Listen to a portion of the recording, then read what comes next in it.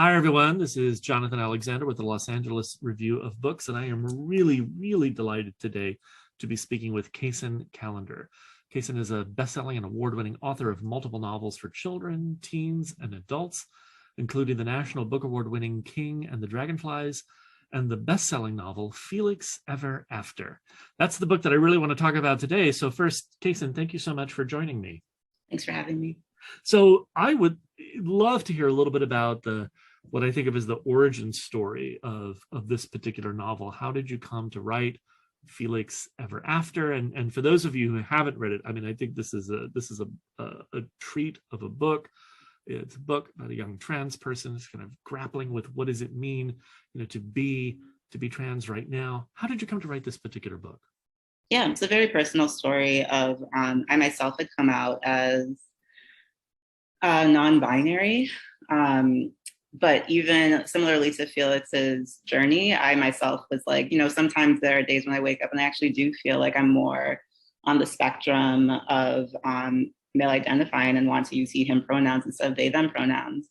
Right. And I remember when I was young feeling really frustrated, like around the college years for me, before I even really knew that I was queer, like feeling very frustrated, like trying to find a specific label and feeling like it's just constantly changing, fluid, every single day it changes. And for me, with my sexuality, I decided to just stay queer.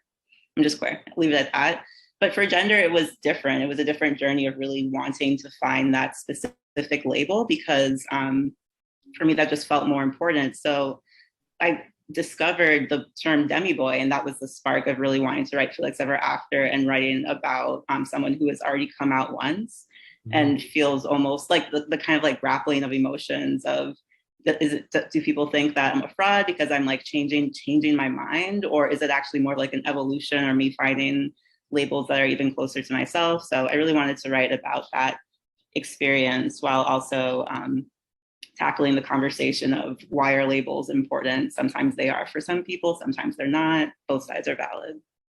Yeah, that's extraordinary. And I think there's something powerful happening right now, and powerful that has been happening over the last several years, particularly in YA or in writing for young people. There's kind of a queer and trans explosion of writing in which more than ever we are really taking seriously the complexities of growing up, but also just the ways in which young people themselves are embracing queerness, embracing transness in ways that are vital for them and important for them. What are you seeing? Because I think of Felix Ever After is really one of the most sophisticated books that poses questions about gender and sexuality and that sense of journey.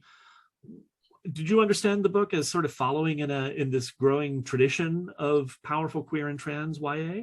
Yeah, I think that it's kind of like, I forget what the term is, but it's similar to technology. Like when you have like one spark of technology and it continues to grow, just kind of like evolves faster and faster and faster and faster. So the seeds of queerness and transness have always been in literature, in YA, Francesca Leah Block, like it's always been there. But of course, the issue has been more kind of like the business aspect and people deciding that queerness and transness is not commercial enough or not something that can be published in the mainstream. So the more that we were able to see kind of like the trajectory, the history of that changing with people like Adam Silvera, where it becomes more mainstream and you see an explosion of, oh, this actually financially can make some money. Then you get more opportunity for people like me to follow after Adam, and people are following after me, and it becomes faster and faster and faster, partly because more people are able to see themselves represented more and more and more. So they're learning more about their own identity and there's more need for it. So it just continues to explode in that direction, which is exciting. Yeah, it really is. But what is interesting to me is that many of these books are not just like we would have gotten like in the 90s, for instance. Oh, here is a non-heterosexual character who is just coming out, and it's all about the coming out narrative, which is not no shade on that. I mean, it was really important for that work to be occurring. But these most recent books, yours included, really do not pull many punches in terms of just thinking about how complex and how difficult, even as you were saying, character kind of wondering, is this really the right path for me? That's bold and exciting. And I bet also a little painful at times. Some of the most moving parts of Felix Ever After, or when Felix is having to confront that somebody is transphobically harassing them. And we're seeing the pictures of an earlier Felix. Is that difficult to write? I think it's as difficult as it is to experience. I think, and there certainly are spaces to write those escapist books. Like you said, no shade on that. And I write that myself a lot of the time too. But that's actually what the concept for This Is Kind of an Epic Love Story was. My first YA was to kind of like escape from the BS that we have to deal with on a daily basis. Like enough of that, I already see it everywhere. I don't need to read about it too. But for Felix, I took this different route of this is something that people are experiencing all the time, every day, and I don't want to look away from it for this particular story. And it's interesting because even like within the community, there has been pushback against there's always going to be pushback from like all sides because, I think that where we are right now, there's so many conversations about what is valid and what isn't. But there has been pushback even within the community against showing that kind of pain and defining the story by it. Yeah. And I want to, I think that there's kind of like this question of whether that is actually like allowing ourselves to be defined by that pain, like in looking away from like looking at the pain doesn't mean that we're defining ourselves by that pain. It is kind of exploring the pain, sometimes figuring out a way for Felix, figuring out a way to move through that, find celebration in who we are, despite that pain.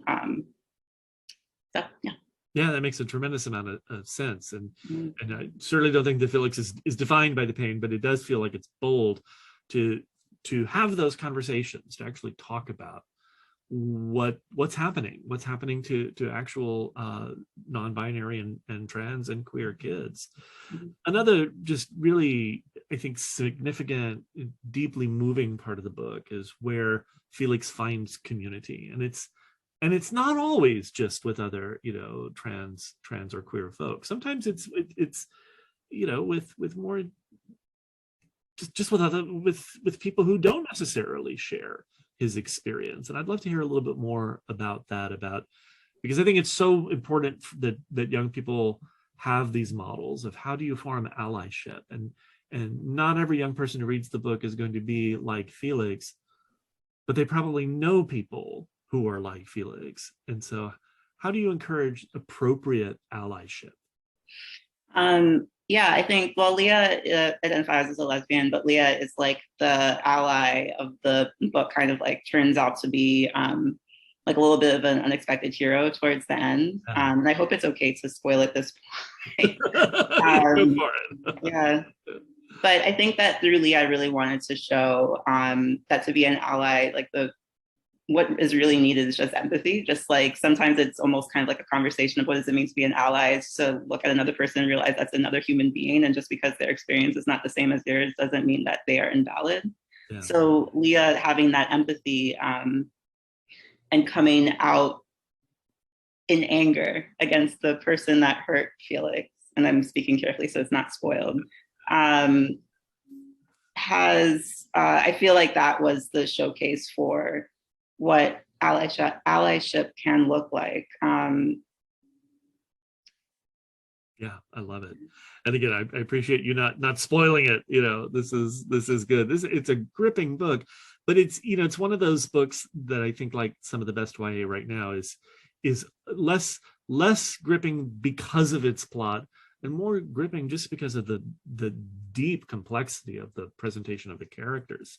So I can't help but ask, is there going to be more from Felix?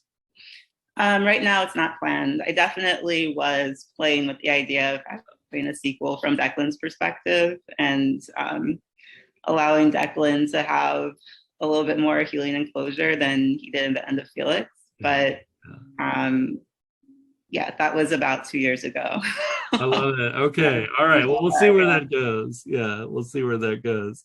So, Kacen, could you give me a sense of anything else that you're reading or watching or listening to or experiencing right now that is that you could recommend to our listeners? Something that's pushing your understanding or challenging your understanding of contemporary sex, sexuality, gender, intimacy, or just something fun you want to recommend. Yeah, for the viewers, I'm not totally sure what the age range is for the audience because the one thing I was going to recommend is I May Destroy You, TV show on HBO Max. Yeah. I am so glad you said that. I actually just gave a talk a couple of days ago about Michaela Cole's amazing work, and I May Destroy You is hands down one of the most powerful things you can watch on television. So I am with you. That is an extraordinary work. Yeah. So.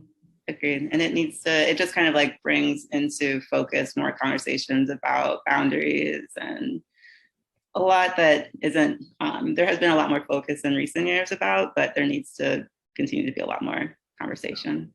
Yeah. And it's just brilliant.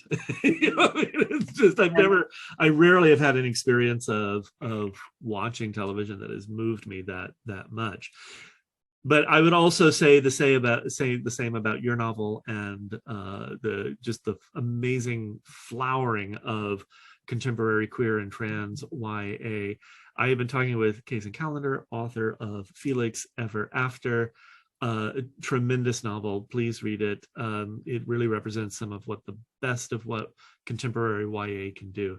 Kacen, thank you so much for chatting with me. Thank you.